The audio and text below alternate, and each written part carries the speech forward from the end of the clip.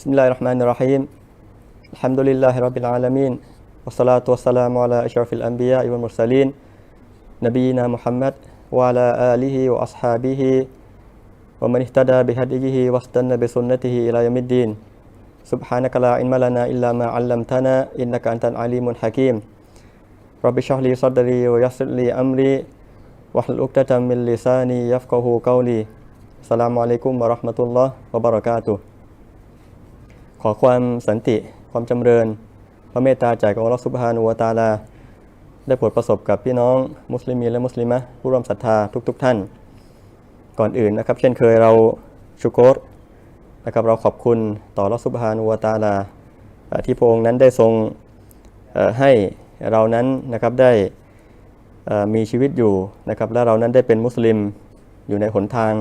อันเที่ยงตรงนะครับซึ่งในเรื่องของอิสลามนะครับในเรื่องของหลักการศาสนานั้นถือว่ามีความสำคัญเป็นอย่างมากนะครับสำหรับบุคคลที่เป็นมุสลิมนะครับจริงๆแล้วก็มีความสำคัญกับผู้ที่เป็นมนุษย์ทุกคนนะครับแต่สำหรับบุคคลที่ไม่ได้ศรัทธาในหลักการศาสนาอิสลามนะครับแน่นอนเขาก็อาจที่จะยึดถือเอารูปแบบนะครับในหลักการในแนวทางอื่นๆมาปฏิบัตินะครับซึ่งเราในฐานะที่เป็นผู้ศรัทธาต่ออัลเลาะห์ซุบฮานะฮูวะตะอาลานะครับเราอาจจะเกิดมาเป็นมุสลิมด้วยกับบิดามารดาของเรานะครับหรือว่าเราอาจจะเป็นมุสลิมด้วยกับการศึกษาเรียนรู้หลังจากที่เรานั้นได้ศึกษาแล้วเราก็เข้ารับอิสลามก็ตามนะครับแต่สิ่งหนึ่งที่มีความสำคัญคือการที่เราจะต้องเรียนรู้หลักการของศาสนา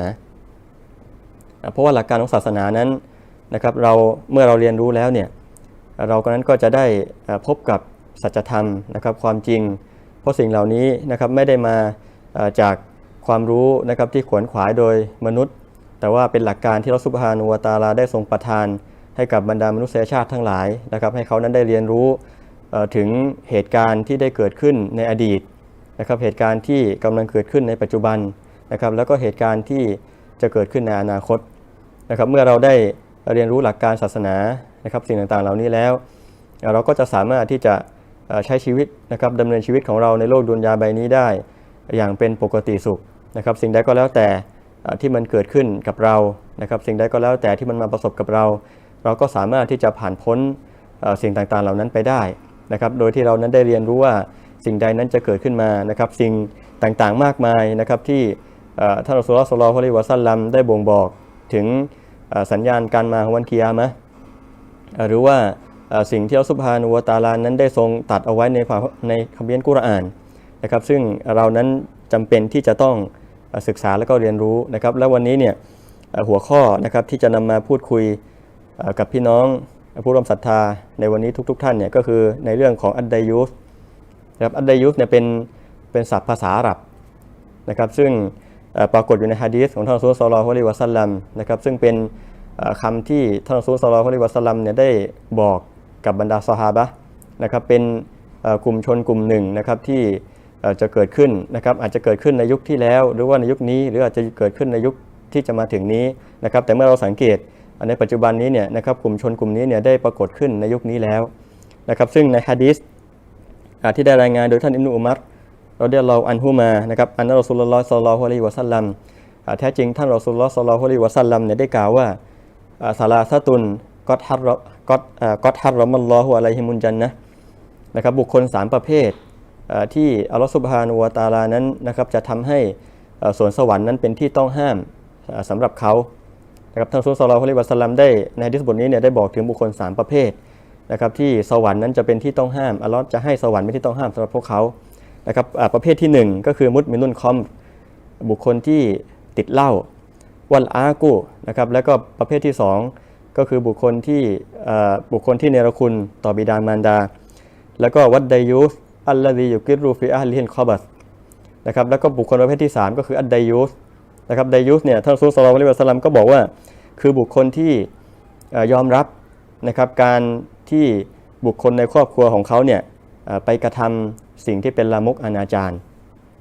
นะครับนี่ก็คือบุคคล3ประเภทที่ท่านรอซูล ศ็อลลัลลอฮุอะลัยฮิวะซัลลัมได้บอกในหะดีษบทนี้นะครับประเภทแรก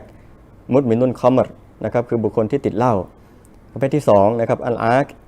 บุคคลที่เนรคุณต่อบิดามารดานะครับแล้วก็บุคคลประเภทที่3หรือกลุ่มคนประเภทที่3เนี่ยก็คืออัดไดยุส นะครับคือบุคคลที่ยอมรับนะครับหรือว่าไม่ได้แสดงออกซึ่งการไม่เห็นด้วยไม่ได้แสดงออกซึ่งการรังเกียจนะครับในการที่อาหันหรือว่าบุคคลที่เป็นภรรยานะครับบุคคลที่เป็นลูกสาวหรือว่าบุคคลที่เป็นพี่สาวเนี่ยไปกระทำในสิ่งที่ลามกอนาจารนะครับไปกระทำซินาไปมีเพศสัมพันธ์โดยที่ไม่ได้ผ่านการแต่งงานนะครับบุคคล3ประเภทนี้อัลลอฮฺซุบฮานะฮูวะตะอาลานั้นจะให้สวรรค์เป็นที่ต้องห้ามของเขาเพราะฉะนั้นพี่น้องที่ศรัทธาผู้ร่วมศรัทธาทุกท่านวันนี้เนี่ยเราก็จะเห็นได้ว่าการที่สังคมของเราเนี่ยนะครับมันเปลี่ยนไปมากนะครับความหึงหวงนะครับความหึงหวงในที่นี้เนี่ยก็หมายถึงว่าความหึงหวงที่มันมีเหตุและก็มีผลนะครับตั้งอยู่บนเหตุและผลไม่ใช่การหึงหวงที่ไม่มีเหตุผลนะครับการที่บุคคลหนึ่งเนี่ยจะหึงหวงภรรยาของเขานะครับการที่บุคคลหนึ่งจะหึงหวงลูกสาวของเขาการที่บุคคลหนึ่งจะหึงหวงพี่สาวหรือว่าน้องสาวของเขาเนี่ยวันนี้เนี่ยเราเห็นว่าปัจจุบันนี้นะครับสิ่งต่างๆเหล่านี้เนี่ยมันเหือดหายไปจากสังคมนะครับโดยเฉพาะอย่างยิ่งสังคมที่ไม่ใช่มุสลิมนะครับหรือในสังคมที่เป็นมุสลิมก็ตามเพราะฉะนั้นอย่างที่บอกกับพี่น้องไปข้างต้นว่าเราในฐานะที่เป็นผู้ศรัทธาต่ออัลเลาะห์ซุบฮานะฮูวะตะอาลานะครับสิ่งเหล่านี้เนี่ยไม่ใช่เรื่องเล็กๆน้อยๆนะครับไม่ใช่เรื่องที่ไม่เกี่ยวข้องกับตัวเราเองเพราะว่าท่านรอซูล ศ็อลลัลลอฮุอะลัยฮิวะซัลลัมได้กล่าวนะครับว่าในหะดีษบทหนึ่งที่ว่ากุลลุกุมรออินวะกุลลุกุมมัสอูลุนอันรออียะติฮีนะครับทุกคนนั้นมีหน้าที่ที่จะต้องรับผิดชอบวะกุลลุกุมมัสอูลุนอันรออียะติฮีนะครับและทุกๆคนนั้นจะต้องถูกสอบถามนะครับในสิ่งที่เขานั้นรับหน้าที่ในการรับผิดชอบวัดรอยุลุรออินฟีอะฮลิบัยติฮีนะครับแล้วก็ชายเนี่ยนะครับจะมีหน้าที่ที่จะต้องดูแลรับผิดชอบบุคคลในครอบครัวของเขานะครับวะฮุวะมัสอูลุนอันรออียะติฮีและเขาจะต้องถูกสอบสวนนะครับในสิ่งที่เขานั้นรับผิดชอบนะเพราะฉะนั้นวันนี้เนี่ยเราเป็นสามีนะครับเราเป็นพ่อบ้านเรามีภรรยานะครับเรามีลูกเรามีพี่สาวเรามีน้องสาวนะครับจำเป็นที่เรานั้นจะต้องให้การเอาใจใส่นะครับในเรื่องของการปฏิสัมพันธ์นะครับของภรรยาของเราที่มีกับคนอื่นๆนะครับโดยเฉพาะอย่างยิ่งการที่มีปฏิสัมพันธ์กับบุรุษเพศนะครับการในที่ทำงานก็ดีนะครับหรือว่าการออกจากบ้านนะครับเราจะต้องดูแลเอาใจใส่นะครับบุตรสาวของเราว่าวันนี้เนี่ยนะครับบุตรสาวของเราอยู่ที่ไหนนะครับอยู่กับใครนะครับเราจะต้องดูแลเอาใจใส่